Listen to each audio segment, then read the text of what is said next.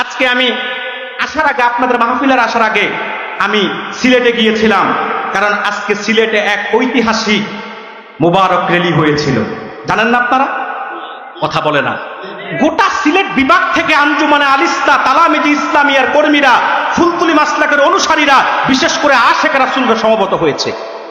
গত কয়েক বছর ধরে সোশ্যাল মিডিয়ায় আমি তালামিজের এই র্যালি দেখি, মনে খুব ইচ্ছা থাকে যে যাব, কিন্তু কখনো আমার সুযোগ হয় না ব্যস্ততার কারণে। কিন্তু আজকে যেহেতু সুযোগ হলো, আমি উপস্থিত হয়েছি, আল্লাহর পবিত্র সত্তার কসম, এই র্যালিতে শুরু থেকে শেষ পর্যন্ত আমি ছিলাম, আমার হৃদয় আত্মা শীতল হয়ে গেছে। আলহামদুলিল্লাহ বলবেন না? কারণ বাংলাদেশে অনেক জায়গায় জশ্নে জুলুস কেন্দ্রিক অনেক বাড়াবাড়ি হয়, গাড়ি একটা সাজাইয়া পীর সাহেব হুজুরকে মালা টালা লাগাইয়া, এরপরে এটা কি রাসূলুল্লাহর আগমনের আনন্দের মিছিল নাকি পীর সাহেবের শোডাউন, ওটা বুঝাই যায় না, ঠিক কিনা বলেন?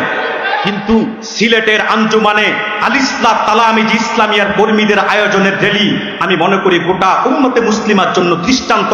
এমন এক র্যালি যেখানে পীর, মুরিদ, নেতা, কর্মী, কি সাধারণ জনগণ, কি আপ লেভেলের জনগণ সবাই এক কাতারে নবীর নাত গাচ্ছে, নবীর শানের রিসালাতের স্লোগান দিচ্ছে।